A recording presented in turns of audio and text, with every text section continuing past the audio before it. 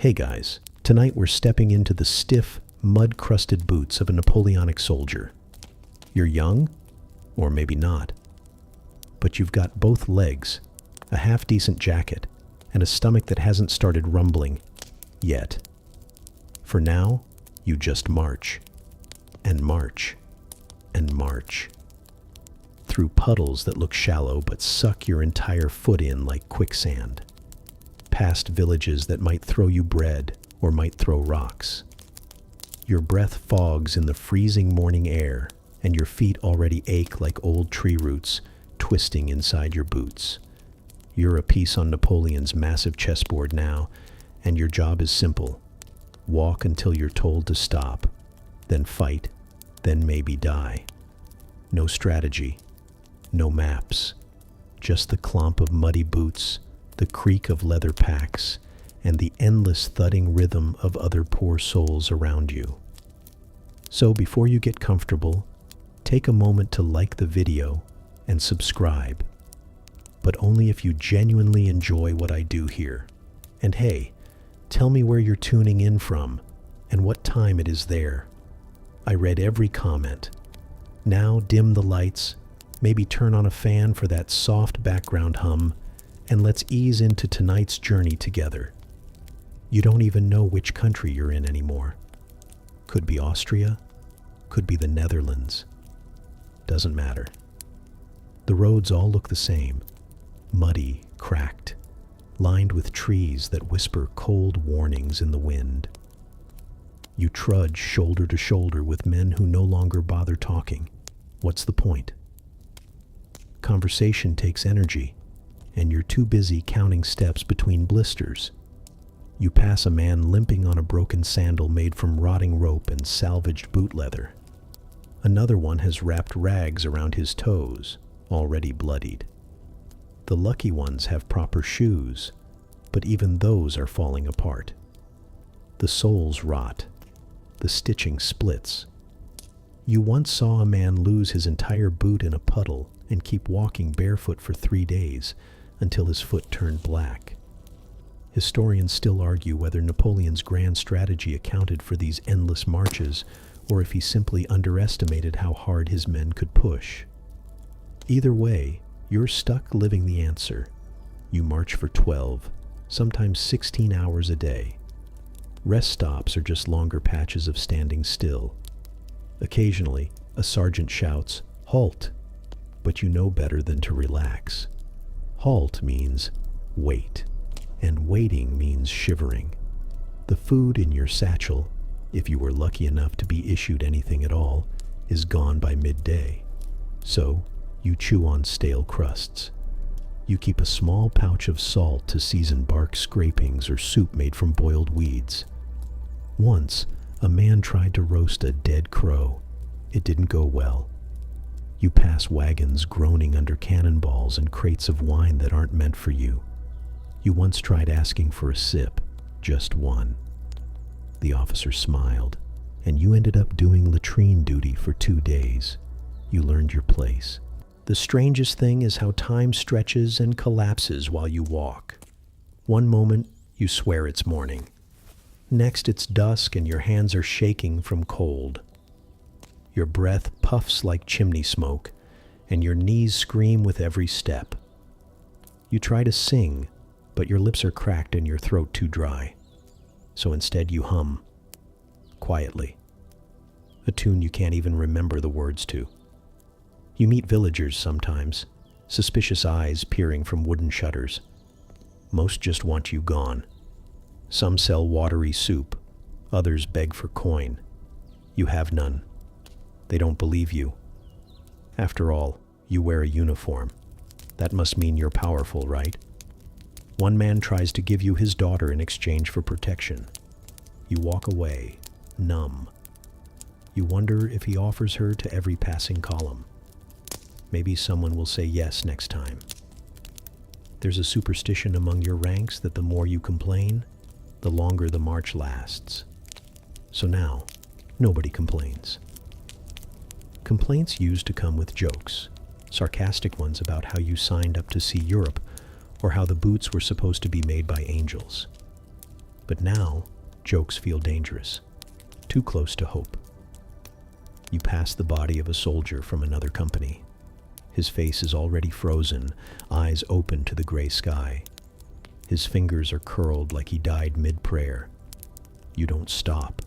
You don't blink. You don't even feel much. Your brain files the scene somewhere far away, under later. You overhear an officer saying you're only a few days from the front. That's not good news. The front means bullets and bayonets. You were kind of hoping you'd march forever. At least marching means you're still alive. That night, you stop in a clearing. Trees on both sides. Damp earth below. No fires allowed. Too risky. Scouts have spotted enemy patrols nearby. So you lie on the cold ground with your coat pulled over your face, hoping to trick yourself into believing you're invisible. A man next to you coughs blood into the darkness. Another one snores like he's already half dead. You wrap your arms around your pack, your only pillow, your only possession, and try to sleep. But your feet still tingle with that phantom marching. Your legs twitch like they're still in motion. Even your dreams keep walking. Your stomach growls loud enough that someone beside you chuckles and then stops. Laughter is expensive. You don't want to waste it. You remember signing up? Was it only a year ago? There was a parade, a band, pretty girls watching. You wore a new uniform that didn't itch. They gave you a shilling and told you you'd see the world. They forgot to mention you'd see most of it from behind the same horse's backside, one mud puddle at a time. Some nights, you wonder what happens if you just stop. Sit down on a stump and refuse to go further. Maybe they'd shoot you, or maybe no one would notice. Maybe they'd just keep marching, and you'd dissolve into the forest floor. But then the whistle blows. Time to go. So, you get up, stretch, feel your back creak like an old barn door. You take one last look at the misty woods behind you, and then, with a grunt and a sigh, you begin again. Left foot, right foot. The road stretches forever. You follow. Your belly's been growling since dawn, and it hasn't stopped. It doesn't help that the man marching beside you keeps talking about cheese. Real cheese, soft and creamy, with herbs on top. You think about throwing a rock at him just to shut him up, but you don't have the energy. You're too busy imagining bread that isn't molded and meat that doesn't come with maggots pre-installed. The rations? Let's not even call them food. If you're lucky, you get hardtack. A biscuit so hard you could hammer nails with it. You've broken a tooth on one. Everyone has. So you soak it in water until it turns into a paste and try to convince yourself it's soup. Once, you mistook a piece of actual wood for ration bread. You still bit into it, just to make sure. Then there's the salt pork. It's green. It smells like regret. The fat's gone rubbery, and the meat tastes like it's been cured by someone who hates life. You chew and chew and chew, but your stomach still complains because even it knows this is barely food. If your unit is on the move, which is always, cooking's out of the question. No fires, no time, no pots. You learn to improvise. One guy carries a tin lid tied to his pack and uses it to fry scraps over stolen coals when no one's watching. Another guy chews bark. You tried it once.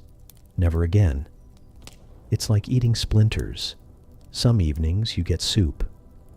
That word sounds luxurious, but don't get too excited.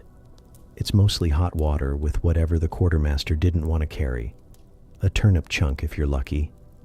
Once you found something chewy and didn't ask questions. Safer that way.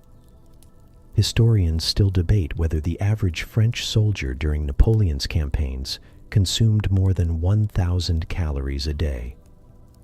Spoiler, You don't feel like you're getting even half that. You've lost weight. You've lost color. You've lost your appetite for anything that isn't hot, clean, and not moving. Foraging's an option, sort of. But everything edible near your path is long gone.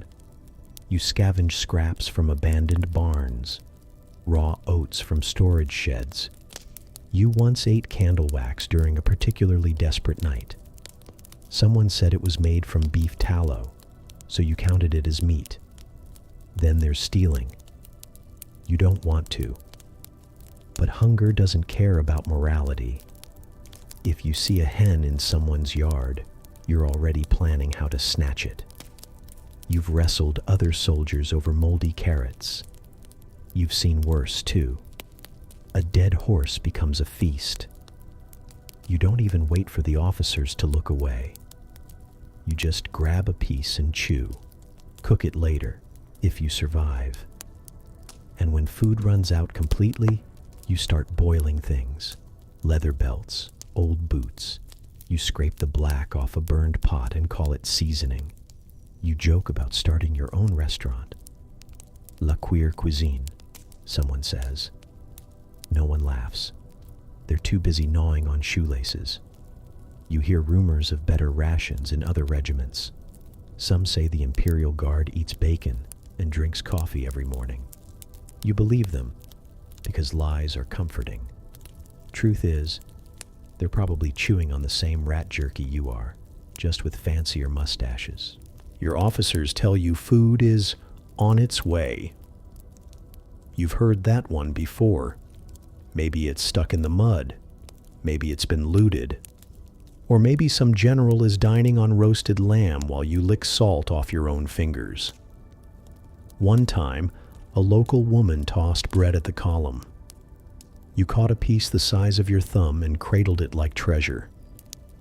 Another time, a baker sold stale loaves for a day's wages. You bought one. You ate the whole thing in 2 minutes, and you still felt hungry. There's a black market, of course, but you need money for that. And your pay? Delayed. Always delayed. You haven't seen a coin in months. Even if you had one, you'd trade it for a bowl of stew. Maybe 2 if it came with a potato. Fringe accounts say some soldiers carried secret spice pouches to flavor whatever they could scrounge. You knew a guy who kept a pinch of thyme hidden in a wooden ring. It made everything taste slightly less like despair. Then one night he choked on the ring while sleeping and died. That was that. You try to ration what little you have left. A handful of flour, a strip of dried something. You imagine being full, not just fed, sitting at a warm table, spooning stew from a proper bowl, soft bread, butter, wine that doesn't taste like vinegar. That image keeps you moving.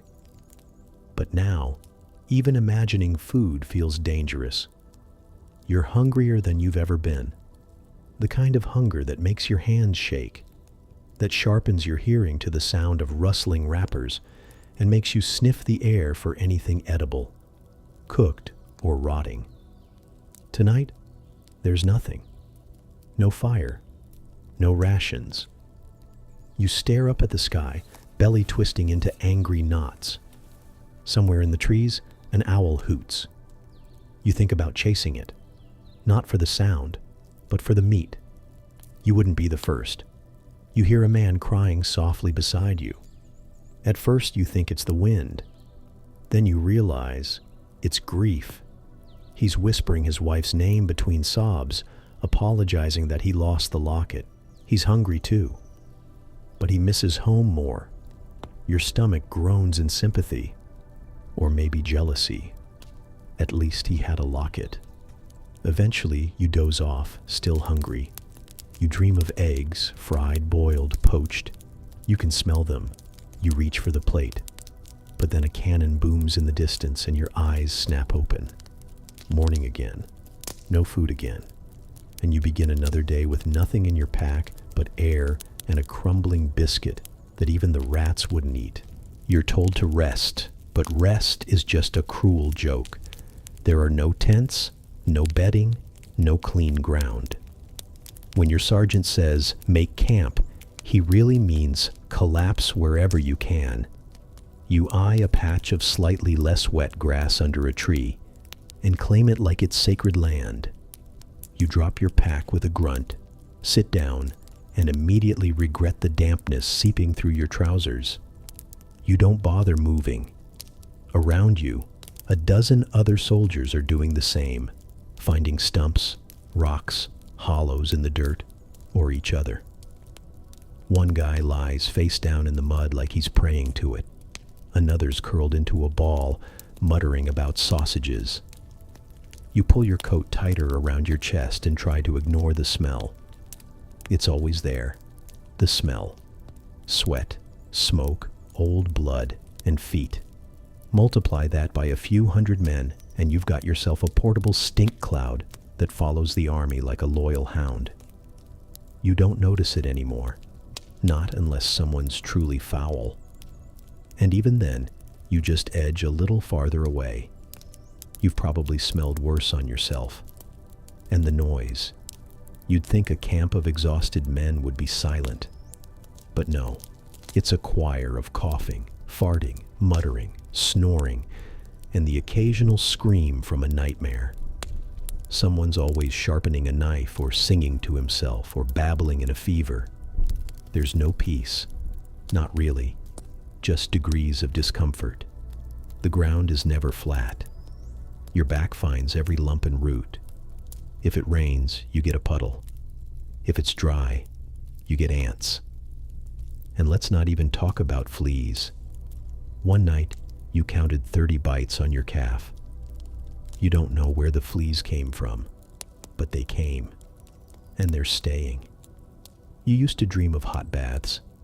Now you'd settle for a lukewarm bucket. You scrape at your skin and feel the grime peeling away in layers. Underneath, just more grime. You haven't changed clothes in weeks. You no longer bother. Historians still argue, someone said once, whether hygiene really mattered on campaign. You have a theory. It didn't, because no one had the luxury. If disease didn't get you, dirt surely would. Toilets? That's a generous word. There's a latrine trench dug behind the camp, or if there's no time, just a tree line. You've developed a sixth sense for which bushes are occupied. Still, mistakes happen. You once walked in on a lieutenant doing his business. He didn't even flinch. Just kept going like nothing happened. That's how low dignity has fallen. Water is its own gamble. If you find a stream, you pray upstream is free of dead animals. You learned that lesson the hard way after a night of stomach cramps and things you don't like to talk about. Clean water is life. And if you run out of it, well, you learn to wait until it rains and tilt your mouth toward the sky. And yet, somehow, this counts as a good night. There's no marching, no enemy fire. Just cold, damp bodies pressed together like huddled animals.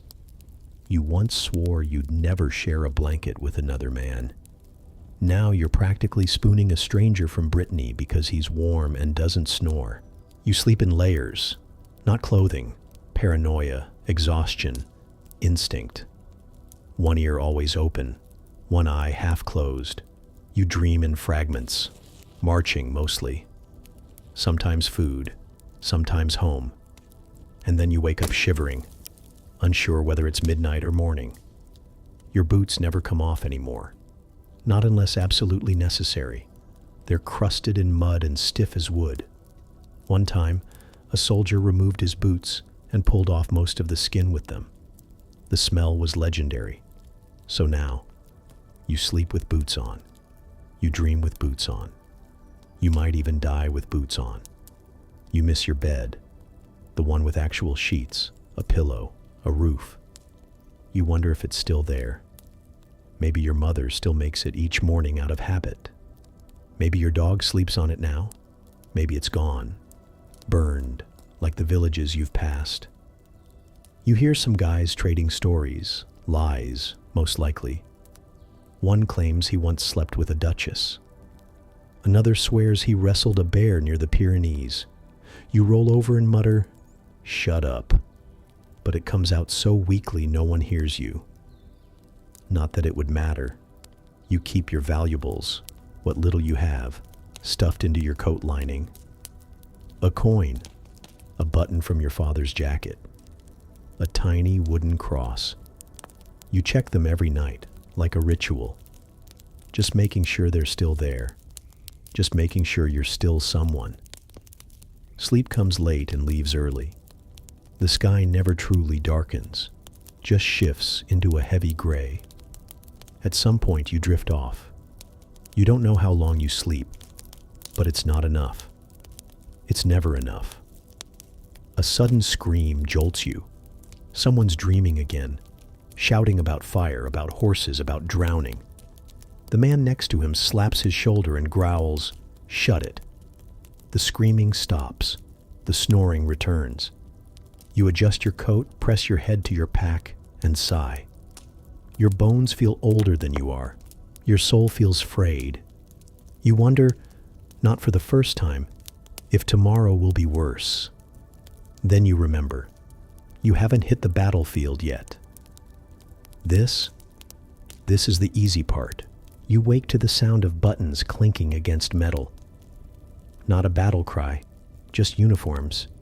Heavy wool, bright colors, greens, blues, reds. They look impressive on parade days. Out here, they're death sentences stitched with pride. You rub your eyes and feel the crust of sleep crackle under your fingertips. Your coat is damp.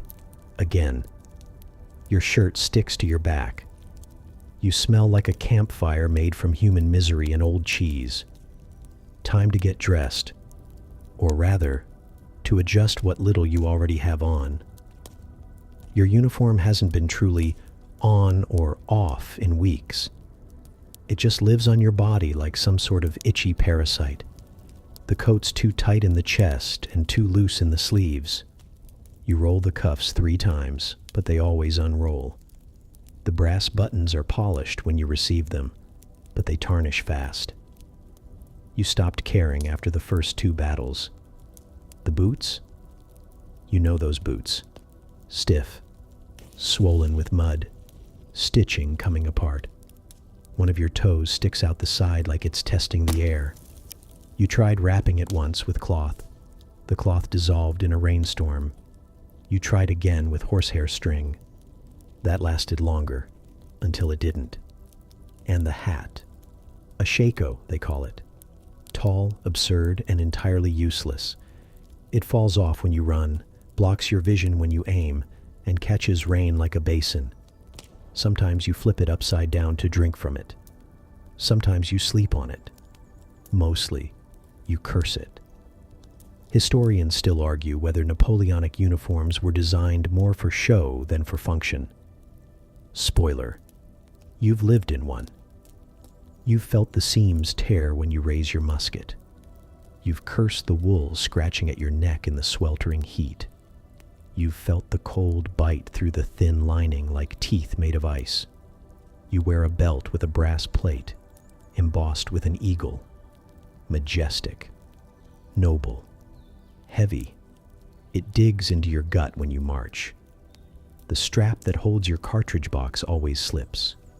You've tied it with a shoelace and a prayer. Then there's the undergarments, if you still have any. Most men don't. They tore months ago, or were lost in a river crossing. So now it's wool on bare skin, and you're always itchy. You've scratched until you bled, then scratched the scab. But worse than the discomfort is the infestation. Lice. Tiny white nightmares that crawl through your seams and bite your thighs at midnight. You've tried everything, boiling your clothes, burning edges with fire, even crushing them between thumbnails. They always come back. They're the real veterans of this war.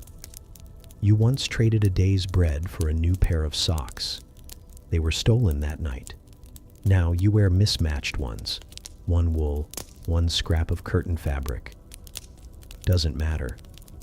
Both are soaked most of the time anyway. You think about how the generals dress. You've seen them, gleaming in their tailored coats, gold trim, spotless gloves. They ride past like ghosts of some cleaner world. You almost forget they bleed too. Almost. At parade, they want you clean, pressed, aligned.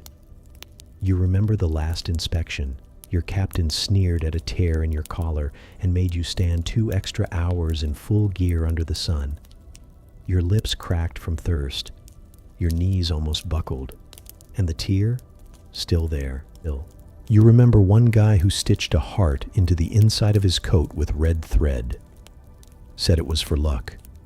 He took a musket ball to the chest 3 days later. You never saw him again. The coat got passed down. You wore it once. Could still feel the heart against your ribs. Some guys decorate their gear, etch names into their gun stocks, tie bits of ribbon onto their canteens. Little pieces of humanity in a machine built to erase it. You tried that once too. A button from your mother's dress sewn into the inside of your cuff. Still there, still with you. Fringe sources say some soldiers preferred to strip down before battle. Not out of bravery, but practicality. Uniforms get caught, slow you down, mark you as a target. You understand that now. You'd fight in a bedsheet if it meant moving faster and sweating less. Every new uniform issue brings hope. A fresh coat, clean socks, a hat that fits. But it's always the wrong size, the wrong color, the wrong century, it feels like. You take what you can get, even if it means wearing an old dragoon jacket 2 sizes too big and pretending you're proud of it. And then there's the bandoliers. They look impressive. They also bruise your ribs and shift when you run. You keep your cartridges wrapped in cloth because the box lining has rotted out. Your powder's damp, your bayonet's rusted, but you polish it anyway, because if you don't, someone will notice. And if they notice, you'll be on latrine duty again. Your shoulders are raw from straps. You carry everything: musket, bayonet, mess tin, ammo, pack, bedroll, which is just a moldy blanket now, and sometimes a spare pair of shoes for the officer. Not for you. For him. His feet must be comfortable. You once cut a strip of blanket to use as a scarf. The edges frayed, but it helped. You still wear it. A man offered you half a ration for it once. You said no. He looked at you like you just turned down a fortune. You adjust your coat again. The wind finds the gaps as always. You hunch your shoulders. It's going to be another cold march. And through it all, you realize something. This uniform isn't made to keep you warm or dry or even alive. It's made to make you visible from a mile away. The drumming starts just after sunrise, not the soft roll of morning patrols or some sleepy tap to wake the camp. No, this is the real one, the hard, steady rhythm that says, today you're walking straight into hell. Your stomach twists, not from hunger this time, but from the tight grip of dread you try to push down, again and again, like stuffing fear into a sack that's already full. You pick up your musket, cold, heavier than usual, or maybe that's just your arms trembling. The drumbeat grows louder as the officers pace in front of the ranks, boots clicking, faces clean, expressions flat as stone. You're lined up shoulder to shoulder with men who smell like death and still try to crack jokes through chapped lips. One mutters, "Hope I get hit early." Another adds, "Hope I don't notice." Then a voice, high and sharp, "Forward, march!" The column moves. You move. Your feet, already sore, find the familiar rhythm. Left, right, left, right. The drums are your heartbeat now, the music of men pretending not to be terrified. You've heard it said that music makes soldiers brave. You're not so sure. It just makes everything feel more surreal, like theater, only the blood's real. Historians still argue whether this kind of tight-line marching had any tactical value by this point in history, or whether it was just tradition, a relic from older wars. All you know is it makes you a better target. You march in bright colors, shoulder to shoulder, like a parade for the enemy. Ahead you hear the first crack of cannon fire, distant, like thunder behind a curtain. You flinch. Everyone does. You keep marching. Your boots squelch in wet grass. Somewhere nearby, a crow calls out. It sounds too cheerful. You want to throw something at it, but your hands are full. Then comes the smell. Burnt powder, blood, panic. The battlefield is near. You can feel it in your chest, tight and metallic. Load! You stop. You fumble for powder, ball, wadding. The steps are drilled into you, but your fingers don't cooperate. They tremble. One cartridge rips, powder spills. You mutter a curse and reload. Behind you, someone vomits. Ahead, the cannons roar again. You shoulder your musket. It's longer than you, clunky and slow. You know it takes 20 seconds to reload on a good day. Today won't be a good day. A whistle shrieks. Officers wave swords and scream commands you barely hear over the noise. And then, the march turns into a charge. You run. It's not graceful. It's not heroic. It's chaos. Mud sucks at your feet. Smoke blinds you. You hear the man next to you scream, stumble, vanish. Your musket fires. You think it does. You don't know if you hit anything. You don't care. Suddenly the enemy's there. Not some faceless idea. Real men, just like you, with terror in their eyes. You lock eyes with one. You raise your bayonet. So does he. Then noise. White noise. Red. You don't remember much of what happens next.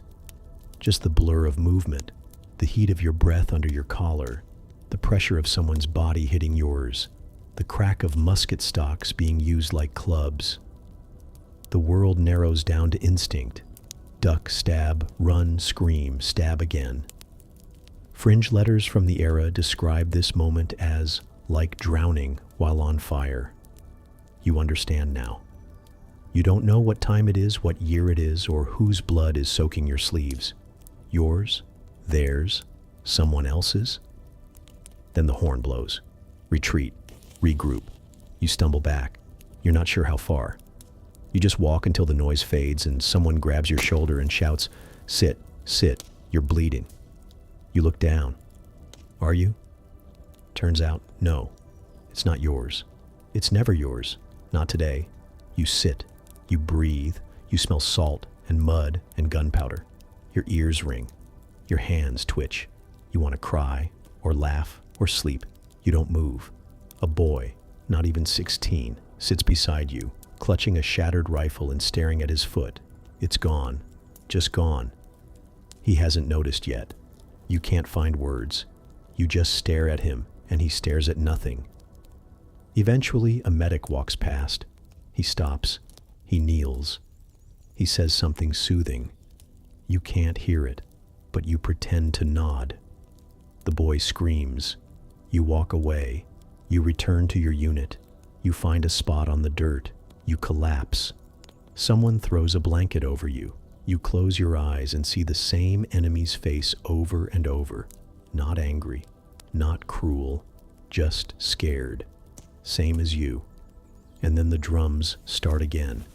You flinch. You wake up to rain. It isn't dramatic. No thunder, no storm. Just a quiet, steady drizzle that seeps into everything. Your coat, your blanket, your boots. Especially your boots. Wet wool and leather are a cursed combination, and the smell hits your nose before your eyes are even open. You sit up slowly, back stiff, neck aching. Around you, the camp is stirring. Some men are trying to keep their powder dry with scraps of cloth. Others just sit there, letting the water fall on their faces like they've already given up. You envy them a little. There's something freeing about surrendering to the misery. You reach for your bread ration. It's soggy, of course. You chew it anyway. You always do. Historians still argue whether Napoleon's rapid campaign style meant more exhaustion or more survival. On paper, shorter wars mean fewer deaths. But in reality, constant movement, no rest, no clean clothes, and definitely no shoes that dry properly. Speaking of shoes, yours have holes. You've stuffed hay into them again. You think about how once you used to choose which boots matched your coat. Now you choose based on which pair won't dissolve before noon. Someone nearby is whispering. You lean closer. It's true, the man says. They eat horses, just cut 'em up like pork. Another nods. Heard they boiled their belts, leather soup. You grimace. You've heard the same rumors. Some armies in worse supply lines were reduced to eating candles. You've seen what hunger does to a man's eyes. They sink in like they're trying to hide. Some men sharpen their bayonets not for enemies, but to carve meat off whatever crawls by. One guy actually tried to eat his own boot, boiled it for 3 hours, said it still tasted better than the army biscuits. The rain keeps falling. You try to find dry tinder, fail. You try to warm your hands on your breath. Doesn't work. You think of home, not the people, not even your bed. Just the smell of dry firewood and clean linen. It's almost funny what you miss when you're cold. A corporal passes out today's orders. March resumes in an hour. Of course it does. The wagons are stuck again. Too much mud. You're told to push, so you do. You dig your shoulders into the heavy wood frame and push until your spine feels like it'll fold in half. One of the wheels breaks. No one fixes it. You keep moving anyway, dragging it like a corpse on a leash. By the time you're back on the road, the sun is trying to come out. Just a pale smear behind clouds, but enough to give the mud a glossy sheen. You march. Your pack feels heavier than it should. Maybe it's the water. Maybe it's the guilt. You've stopped trying to separate the two. At one point, you pass a group of prisoners. Enemy soldiers. They look no different from your own unit. Just different colored jackets and equally tired eyes. One of them winks at you. You don't know why. Maybe he's trying to pretend this is all just a dream. You look away. Eventually, you reach a new bivouac site. Camp would be a generous word. It's more like slightly flattered dirt. You get your half ration, a ladle of thin soup and bread with the texture of gravel. It's fine. You're not really hungry anymore. Hunger has become a low hum, just background music to the day. That night the rain finally stops. You lie on your back and stare at the sky. Stars. So many stars. Someone starts humming. A lullaby, maybe. It drifts through the air like smoke. You think of your mother for the first time in weeks. Her voice, soft and sharp at the same time. She used to tell you stories about brave soldiers. You wonder if she knew what those stories left out. Beside you, someone is snoring.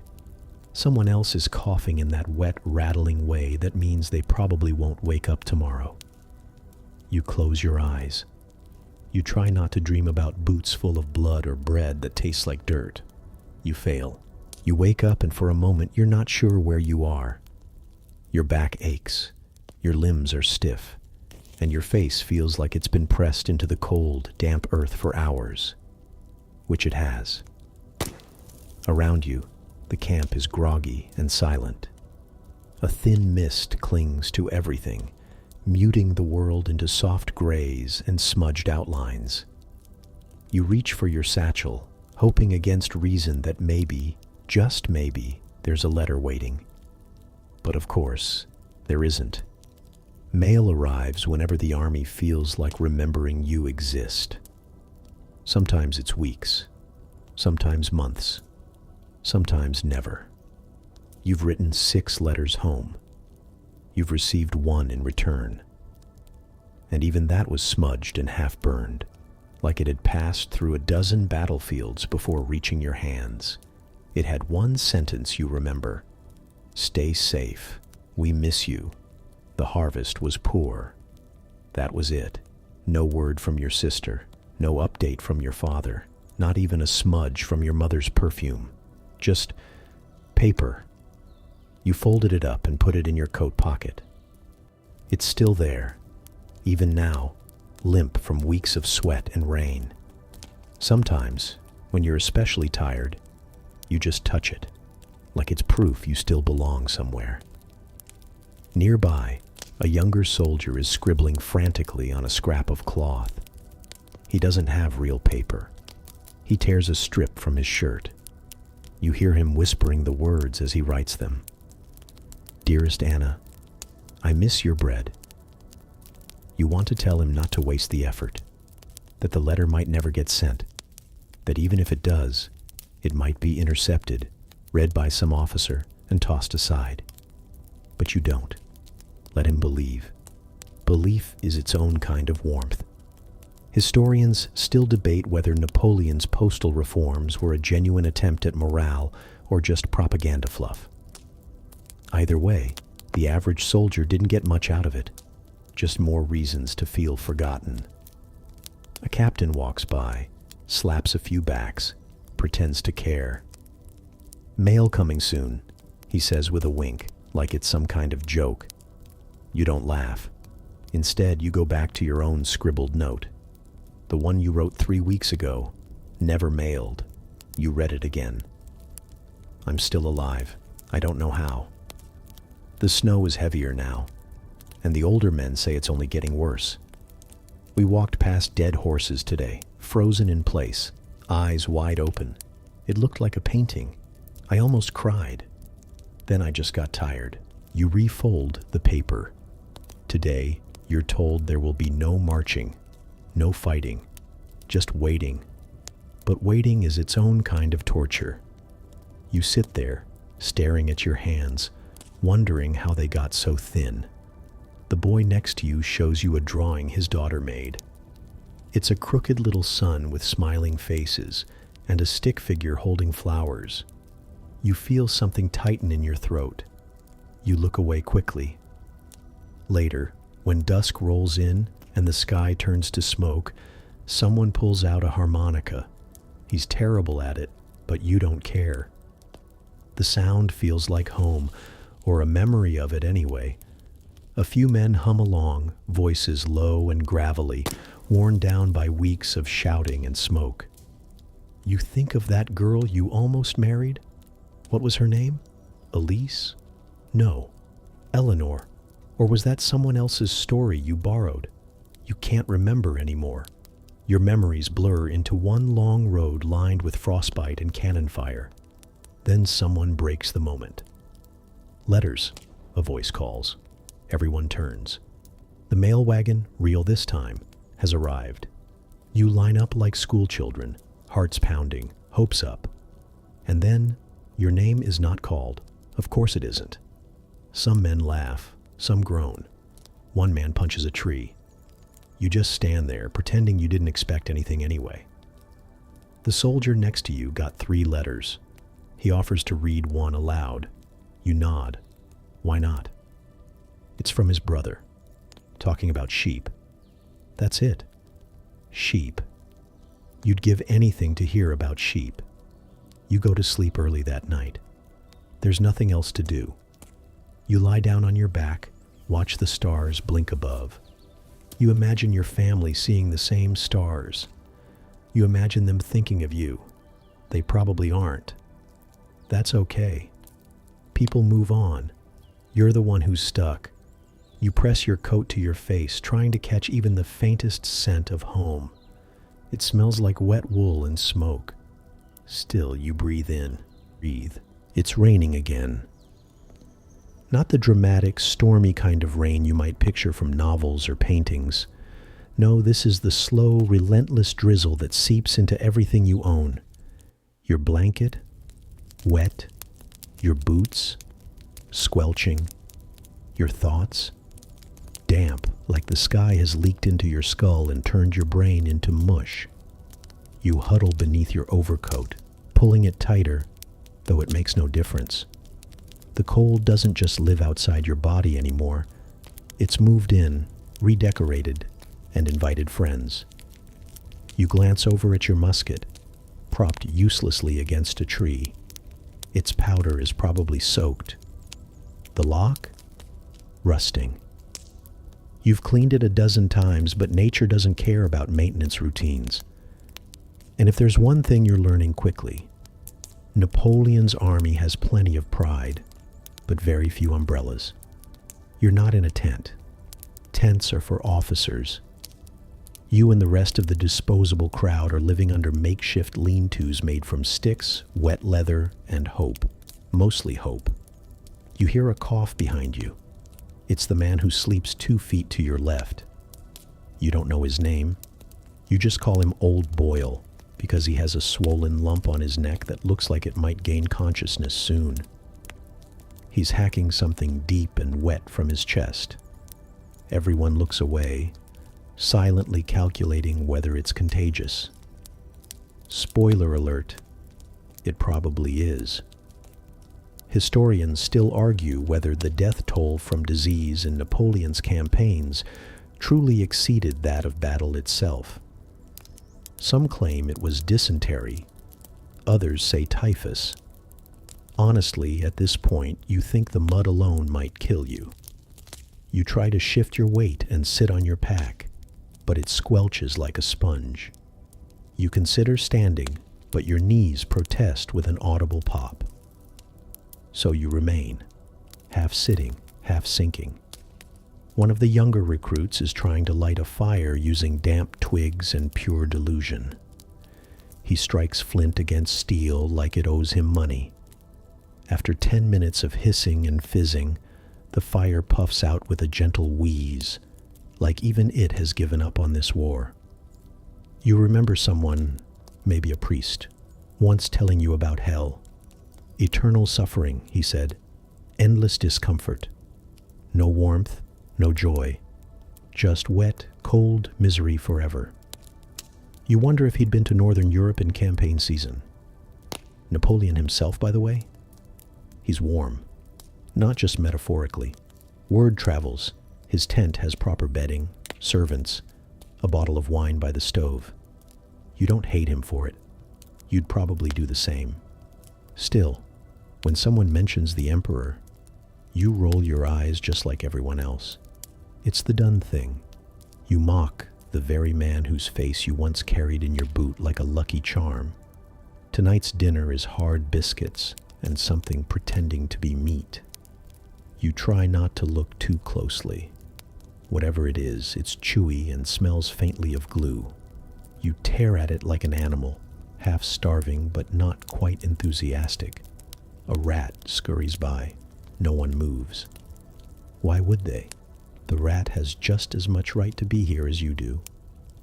Maybe more. Rats know how to stay warm. You finally fall asleep, curled up like a question mark. The rain doesn't stop. You dream you're underwater, floating among ghostly soldiers who hum old marching songs through their missing teeth. When you wake, your fingers are numb and your lips taste of mildew. Your neighbor is gone. Just gone. Maybe he went looking for a better place to die. Maybe he finally found a drier tree. You hope he did. That morning, you're ordered to march again. No fanfare, no breakfast, no explanation. Just boots in the muck and the occasional barked insult to keep things lively. You pass a line of soldiers burying someone in a shallow ditch. They don't stop as you walk by. You don't stop either. There's no ceremony for most of you. You march, and march, and march. Feet blister, ankles swell, tempers fray. The mud becomes your entire world. It's not even just earth anymore. It's bodies, blood, spoiled food, horse dung, and human waste, blended together into a thick paste of despair. You imagine someone bottling it and calling it Eau de Empire. Around noon, someone slips and doesn't get back up. The officer doesn't even turn around. You help the man to his feet because you're still just soft enough to care. He thanks you with a nod. Tomorrow, you might be the one face down in the muck. A quirky fact, while we're here, soldiers in Napoleon's army sometimes waterproofed their boots with rendered animal fat. It worked, until rats started chewing through the leather to eat the grease. So, not really ideal. Eventually the rain eases. The world doesn't dry. It just stops actively worsening. You call that a win. As you settle down again that evening, steam rises from your damp clothes like ghosts leaving your body. The sky briefly clears, revealing stars sharp and unfeeling. Someone sings quietly in a language you don't understand. You don't ask for a translation. The melody alone is enough. You lie down, not bothering with your coat. It's wet anyway. Sleep comes slowly, like a wary visitor, but eventually it finds you. And for a few hours, you don't remember the mud, or the marching, or the rats. You just float. Morning hits like a musket ball to the face. There's no rooster, no chirping birds, no warm golden sunlight streaming through dewy leaves. Just a sergeant's bark, and the sharp stink of unwashed humanity rolling over you like a fog. You blink. Your eyelids stick together.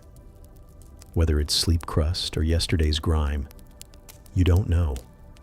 You don't care. You just force them open and sit up. Everything aches. Bones that shouldn't even be involved in walking are protesting. Your hands feel like they belong to someone else. Someone much older. You flex them slowly, feeling the stiffness crack like cold wax paper. The fire never got lit last night, so your fingers are still tinged blue. You're handed a scrap of bread, if it can be called that. It's a grayish slab that tastes of mold and wood chips.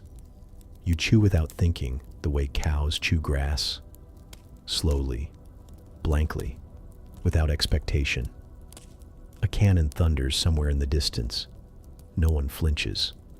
It's like thunder now, part of the weather. Then comes the real fun. You're ordered to dig. Not trenches, not latrines, not even graves this time. You're digging defensive positions in case of attack, which sounds useful until you realize the tools are in short supply, and tools in this case means bent shovels and wooden spoons stolen from campfires. Someone tries to use his bayonet. It snaps. You dig anyway, because that's the rule. Even if you don't know why, you dig. Maybe it's punishment. Maybe it's busy work. Maybe the officers just enjoy watching you suffer. Historians still argue whether Napoleon deliberately exhausted his troops as a tactic, or if that was just the byproduct of a campaign so vast, it left no room for planning beyond the next muddy hill. You hit something hard. Rock? No. Bone. You pause. The man next to you shrugs. "Keep going," he says without looking. "It's just from last week." There's no time to feel weird about that. The sergeant wants faster digging. You double your pace. Eventually the digging ends, and you're told to rest. A luxury, right? But rest means standing in formation for 2 hours while an officer with magnificent facial hair lectures you about honor and obedience. His boots shine. His coat is dry. You try not to resent him. You fail. The man behind you passes out mid-speech. The sound his body makes when it hits the dirt is louder than the officer's voice. No one reacts. The officer keeps talking, eyes fixed somewhere above your heads like he's addressing clouds. You're dismissed. Again, no one cheers. You simply stagger back to your post like drunk puppets. Your boots are starting to rot. The soles flap like fish mouths when you walk. You consider tying them shut with twine. Someone else uses horsehair. Another guy just wraps his feet in cloth and prays. Here's a fringe fact. Some soldiers rubbed candle wax into their socks to keep the cold out. It worked until the socks got soaked. Then you just had waxy, wet socks. Delicious. There's a rumor that tomorrow you'll march again. This spreads like a plague, whisper to whisper, sigh to sigh. You glance at the road. Mud. So much mud. It's like the land itself is trying to swallow you whole. You wonder if maybe that would be easier. A field surgeon walks by. His coat is stained, dark patches where the blood never fully washes out. He doesn't make eye contact. He doesn't need to. His bag is heavy with saws and laudanum. That's all the conversation he offers. You lie down, not because you want to, because your legs have stopped cooperating. You close your eyes for a moment and suddenly, it's night again. That's how time works now. Days blur. Hunger and cold are the only clocks you trust. You're nudged awake. Someone found tobacco. They're passing it around. You don't smoke, but you take a puff anyway. It doesn't warm you, but it distracts you. And sometimes distraction is the closest thing to hope. You dream of bread. Not the chewy rations you gnaw every day, but soft bread. The kind your mother used to make. You can't remember her face, but you remember the crust. Golden, steaming, safe. You wake up crying. No one notices. Or maybe they do, and they're just too tired to care. The stars are out again. And in that moment, for reasons you can't explain, you feel something. Not joy, not hope, but a quiet acceptance. Like you've stopped resisting the misery and let it hold your hand. You lie back down, watching your breath curl in the cold air. Someone nearby is mumbling a prayer. Or maybe it's just a song. You can't tell. But it's soft and steady. And somehow it keeps you company. You're moving again. Not because you want to, not because you volunteered, just because someone higher up mumbled, "March," and now every aching limb obeys like it's been hypnotized. Your boots squish against the mud. One finally gives up, the sole detaching completely. Now it's just leather flapping around your foot like a sad sock puppet. No one offers help. They've got their own tragedies dragging behind them. You join the long snaking line of figures, like ants across a battlefield. The wind cuts through your coat like it's made of paper. You try to tuck your fingers into your sleeves for warmth. It doesn't help. 20 miles today, someone mutters. You laugh. It's not a happy sound. It's the hollow, breathless kind of laugh that sounds more like a cough. 20 miles in this? In frozen slush, on half rations with trench foot lurking like a hungry ghost. But you walk. Because the alternative is to fall behind, and no one waits. Somewhere in the middle of the line, a man drops, just buckles and crumples to the side of the road. You step over him, not because you're heartless, but because that's what everyone else does. Pausing means breaking rhythm. Breaking rhythm means falling behind. Falling behind means you don't even finish the thought. You just keep walking. Now comes the river. It's shallow, but the ice has barely melted. The sergeant doesn't even blink. "Through it!" he barks. You feel it the second your boots enter. Cold so intense it's like glass shattering up your legs. Your breath catches. Your hands go numb. You don't even realize you're swearing until the guy next to you starts laughing. "Still feel your feet?" he asks. You glance down. Not sure. He shrugs. Then you're lucky. You're not sure that's true. By the time you crawl out the other side, your legs are wooden blocks. Your coat weighs twice as much. You keep walking. It's that or collapse. The officer on horseback rides by.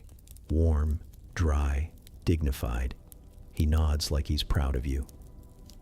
You want to throw your soggy boot at his face, but you don't, because court-martial isn't just a word.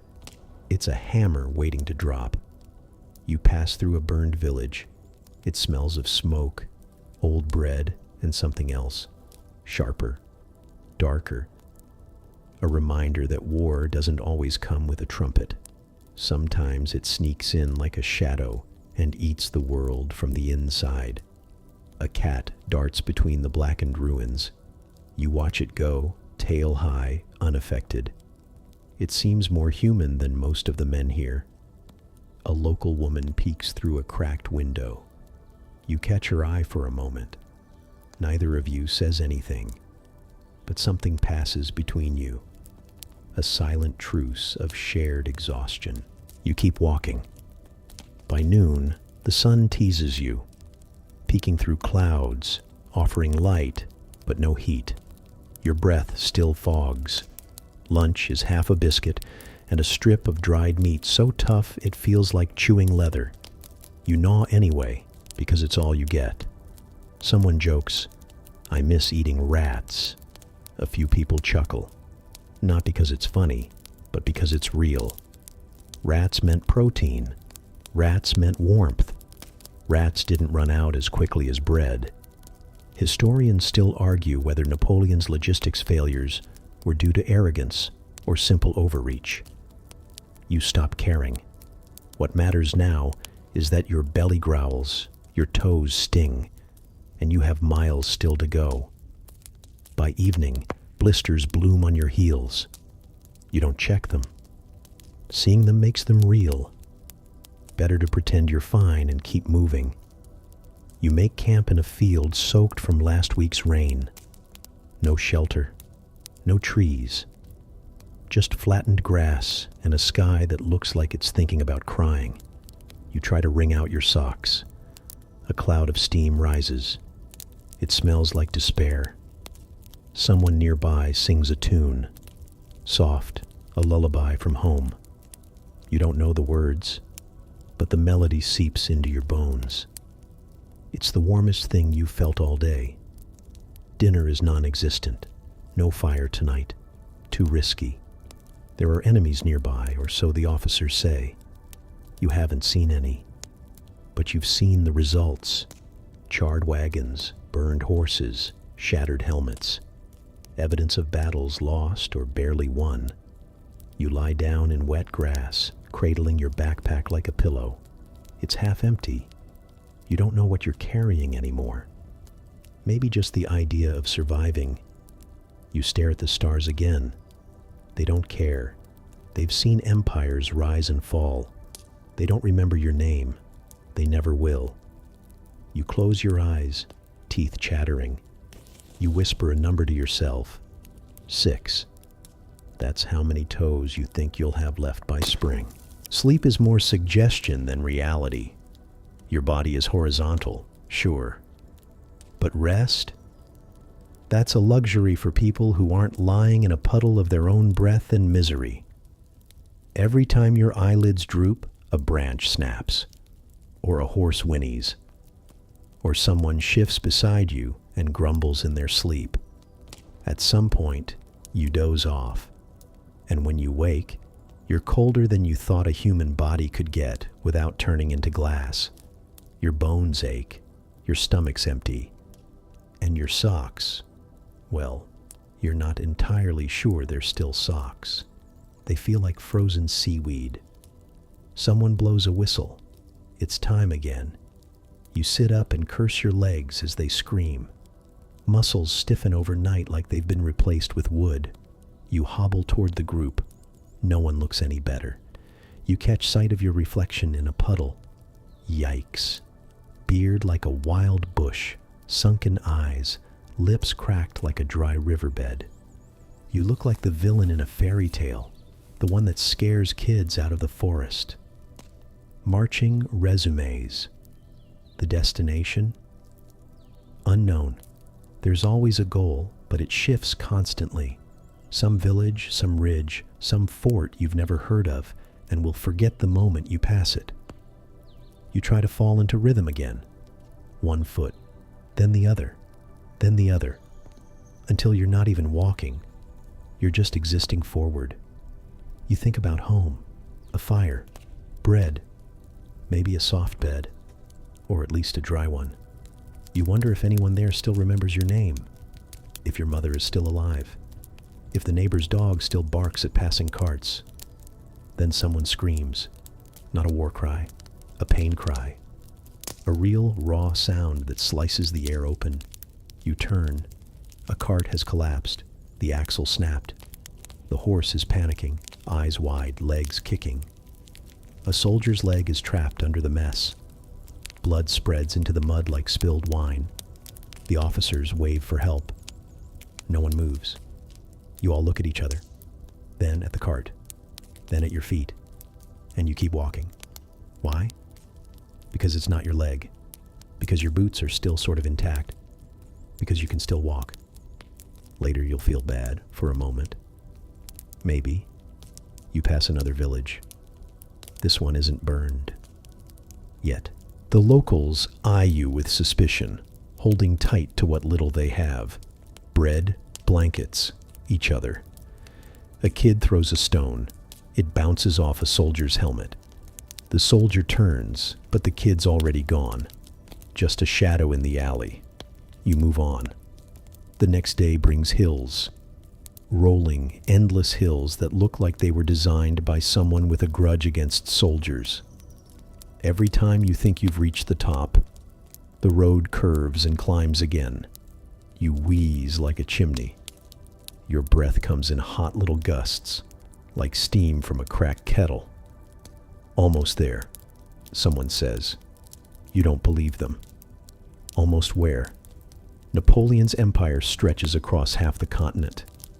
Every patch of dirt feels like it belongs to someone else. It's hard to tell if you're conquering or trespassing. A few feet ahead, two soldiers start arguing. It begins with a shove. Then someone pulls a knife. The sergeant intervenes, cracks one over the head with the butt of a musket. Blood, curses, silence. You keep walking. Another day, another crack in the wall. Historians still argue whether Napoleon's men were truly loyal or simply too terrified to desert. The truth feels irrelevant when your only goal is to stay upright. You reach a supply wagon. It's like spotting an oasis. You hold out your hands, your tin cup, anything. The quartermaster scoops a handful of gray mush into it. You try to thank him. Then he gives you something rare, a crust of actual bread. You almost cry. No exaggeration. It's warm, real, crumbly. You take one bite and it feels like heaven kissed your tongue. You nibble slowly, trying to make it last. Beside you, someone drops their ration.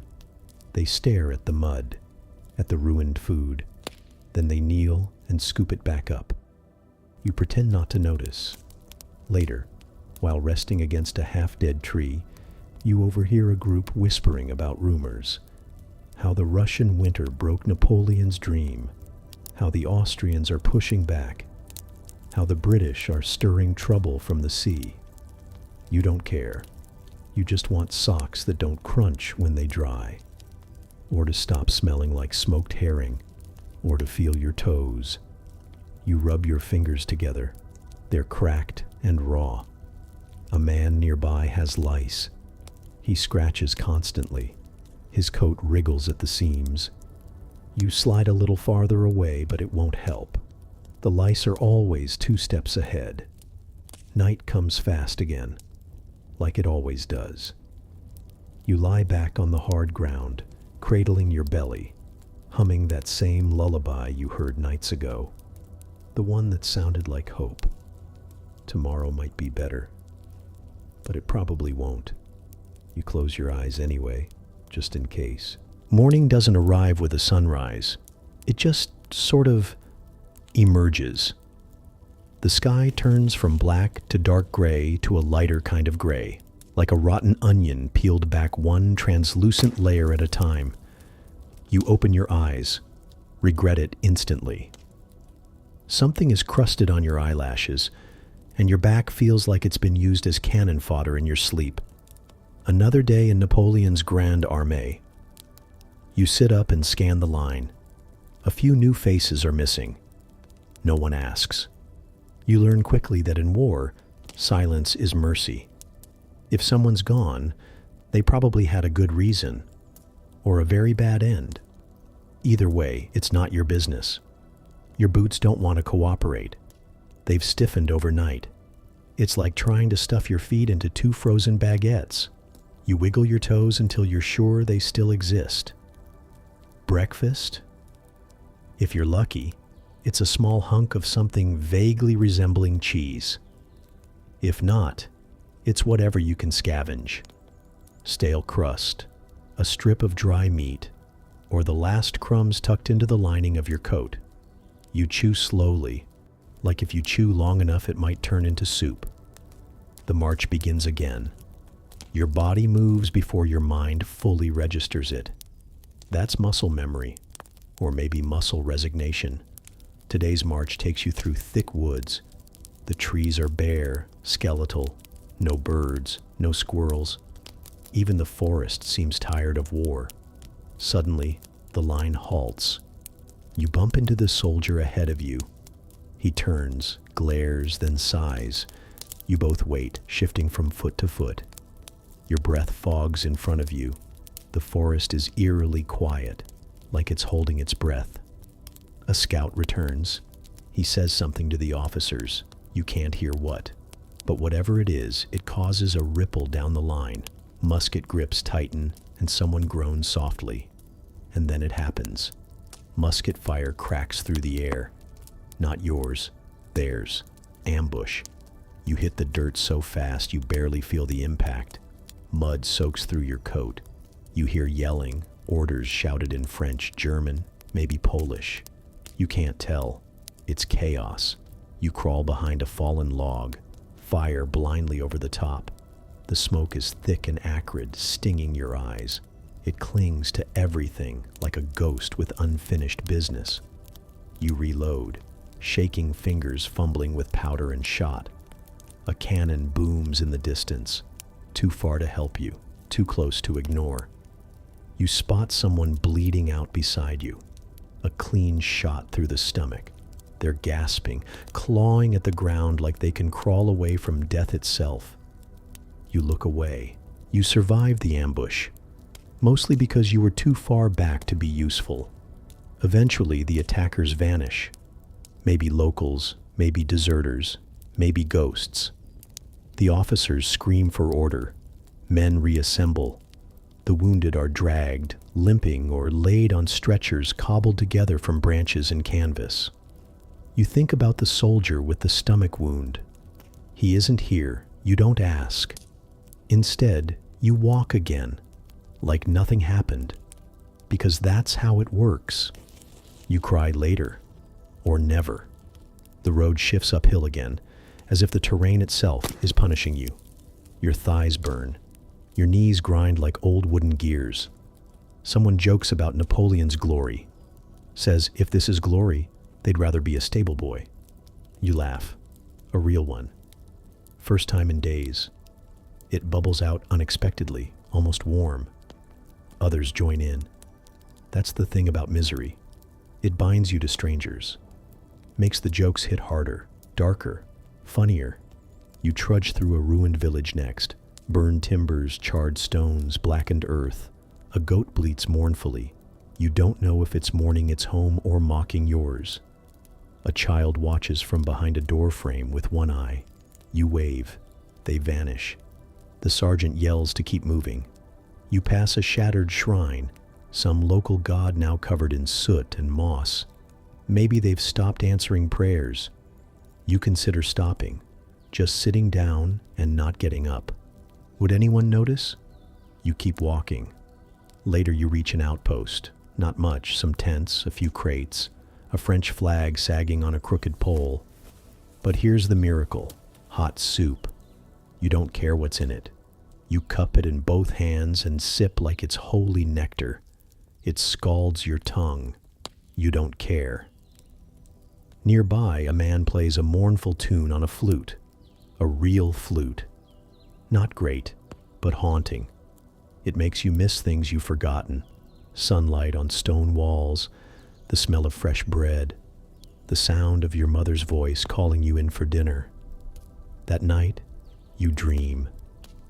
You're back home, washing your hands in clean water, picking apples, wearing shoes that fit.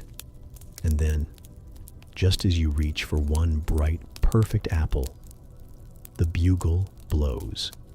Back to reality. Historians still argue whether the Grande Armée fell because of poor planning or sheer overreach. But from where you stand, it's simpler. You can't conquer the world if you're starving, frozen, and exhausted. And you're all three. Still, you lace your boots, pick up your musket, and keep walking. Because that's what soldiers do, even when they hate every single step. You're half awake when the next morning arrives. Not because you slept well, but because the cold has seeped into your bones so deeply that even unconsciousness can't thaw it. You open your eyes to a world glazed in frost. Your breath exits in short, cloudy bursts. Your blanket, if you can call it that, is crusted with your own frozen sweat. And your joints, they've aged 50 years overnight. You feel like an ancient relic dragged out of a glacier. Today, you're ordered to reinforce the siege line. You don't know the name of the town, only that the locals want you gone, and the walls don't want to break. You move toward it slowly, one boot suck at a time through damp earth that tries to swallow your steps. By the time you reach the artillery position, the world has shrunk to one color: brown, mud brown, smoke brown, blood brown. The cannons loom like sleeping monsters. You know they'll roar soon. You're handed a spade. Dig, so you do. For hours. Trench work, so the enemy can't pick you off when you return to the line. You stab at the ground until your arms burn. You think about your old life, what your hands used to do. Hold books, brush a lover's cheek, steady a ladder. Now they just shovel, cramp, and bleed. A cannon fires behind you. The vibration thuds into your ribs like a fist. You flinch, though you shouldn't anymore. It's instinct, like how you duck when you hear a whistle that might be incoming fire. Somewhere nearby, a young conscript vomits. Too much smoke. Too little sleep. No one helps. It's not cruelty. It's just normal now. Later, when you're finally allowed to rest, you sit at the edge of a half-dug trench, picking dirt from under your nails. You glance at your musket. Useless in a siege. Your enemy is walls, not men. Someone mutters a prayer. Another hums a tavern song, off-key and soft. It's bizarre how those two things, prayers and pub tunes, exist side by side in a soldier's world. Like gods and jinn have equal power here. That evening there's a letter delivery, rare. You watch the sergeant pull out crumpled envelopes with sooty fingers calling out names. Yours isn't one of them. But you don't sulk. You pretend you never expected one. The man beside you gets a letter. He reads it by firelight, lips moving silently. Then he folds it and stares at the flames. Later he offers you a corner of his bread. You don't ask what the letter said. He doesn't say. Another cannon goes off. This time you don't even blink. You start to realize something odd, how war slows time. Not the seconds or hours, but the kind of time that matters. Birthdays, seasons, years, everything blurs. You can't remember what month it is. You're not even sure of the year. Historians still argue whether Napoleon's campaigns advanced military tactics or just multiplied casualties. But to you, the tactics feel simple.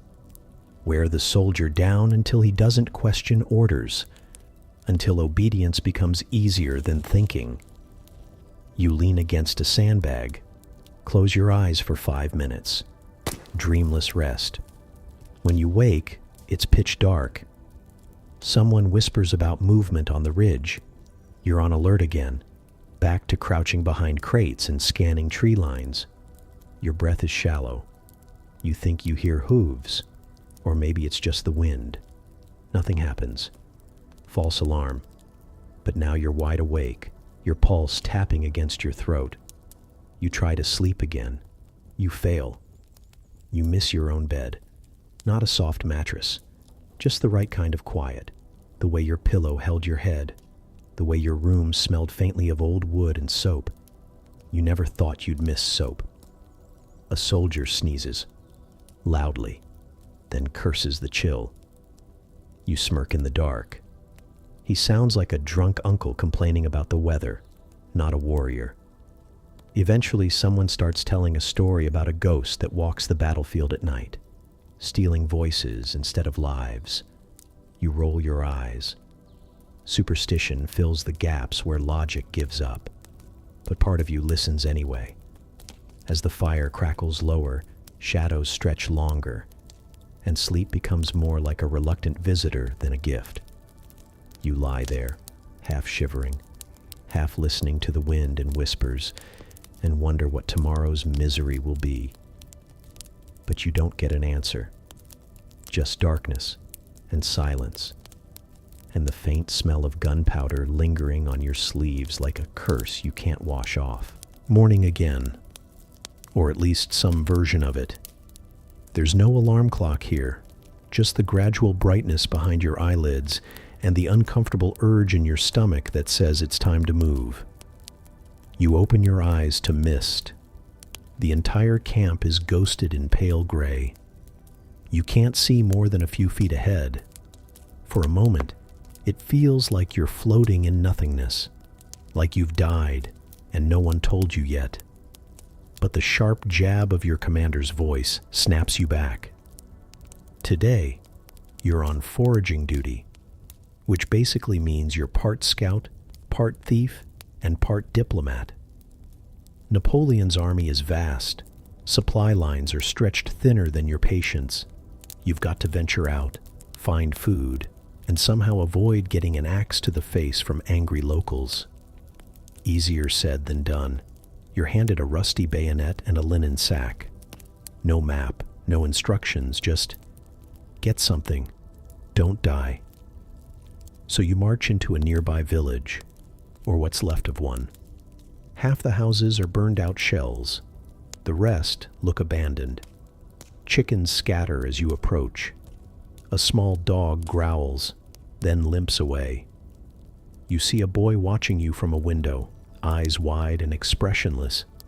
You don't wave. You're not here as a friend. Inside a collapsed barn, you find a few potatoes buried in dirt. You brush them off and drop them into your sack like they're gold. Later, you trade a button from your coat for a wheel of stale cheese from an old woman. She spits near your boots as you leave. Honestly, fair. There's no glory here, just shame and survival, and the constant ache that no amount of food seems to quiet. By afternoon, you've brought back enough to avoid punishment. Just barely. Your sergeant grunts. No thanks, no praise. Just a barked command to go help the wounded. You trudge toward the medical tent, dreading it more than any battlefield.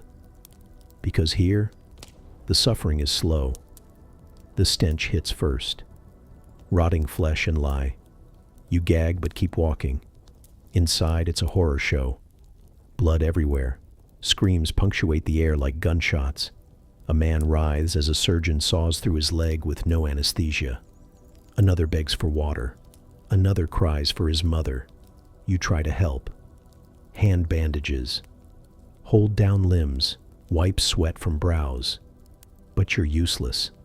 Just another pair of trembling hands in a sea of pain.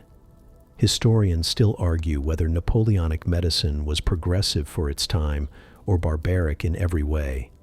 But here, under this canvas tent soaked in blood, it feels like humanity has taken a step backward.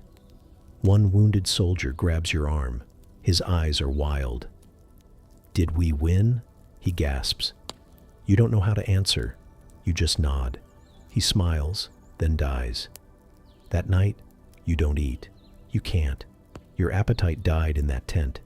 Instead, you sit beside the campfire, legs drawn to your chest, rocking gently like you used to when you were a child scared of thunderstorms.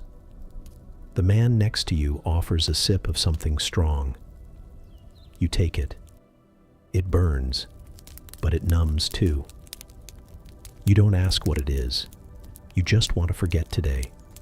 The stars above are oddly bright, cold and sharp, like distant bullets. You imagine them falling, one by one, just like your comrades. Sleep finds you eventually, but it's a jagged, haunted kind. In your dream, you're marching, forever, with no end in sight. Your boots wear holes through the earth. Your rifle grows heavier than your body, and the road winds on and on and on. Even in sleep, you're still a soldier. Even in dreams, you're still at war. You wake to a world that's half buried in fog and silence. The frost has crept into your blanket and bitten your skin, leaving your hands stiff and your breath thick in the morning air. You barely slept, but the day doesn't wait. Orders come in mumbles now. Not because they're unclear, but because no one has the energy to shout anymore. Even your captain's voice has grown hoarse and resigned. You're told to fall in, march, again. Your legs feel like carved wood, numb, splintered, and no longer part of you. The man beside you mutters, "Where are we even going?" No one answers. It doesn't matter. The road ahead could lead to Moscow, Madrid, or madness. You're past caring. You shuffle forward.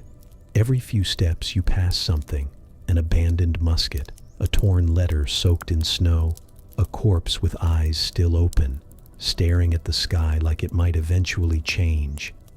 It never does. You try not to look, but you see them anyway. You see the boots half buried in slush, the fingers frozen mid-reach, the medals still pinned to lifeless chests. You think, that could be me. Then, that probably will be me. Napoleon once said, "A soldier will fight long and hard for a bit of colored ribbon." But you've stopped caring about ribbons. All you want now is to go home. And you realize, with a sinking weight in your stomach, that you may not even remember where home is. You've spent too long under this uniform, too long in the stink of campfires, in the scream of muskets, in the shuffle of endless retreat or advance. You are no longer the farmhand, the baker, the shepherd, or the shoemaker you once were. You're a cog, a thread, a whisper in the storm. And this storm, it has no end in sight. Historians debate endlessly whether Napoleon truly believed in his men, or merely used them as pawns in his game of empire.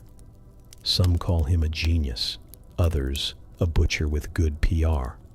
But you know what it's like to carry that genius on your back, mile after mile, till your shoulders bleed. What it's like to die for a map line no one remembers.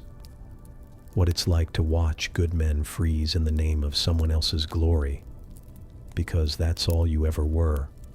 A number on a list, a name on a roll, a soldier in Napoleon's army, and you wouldn't last. Not because you're weak, but because no one really did. Even the ones who made it home came back, changed. Not heroes, not statues, just hollow-eyed ghosts with medals they never asked for. So if someone tells you they wish they lived back then, during the days of glory, of drums and saber charges, just smile, because they wouldn't last either. And maybe, just maybe, the greatest bravery isn't in going to war, it's surviving the memory of it.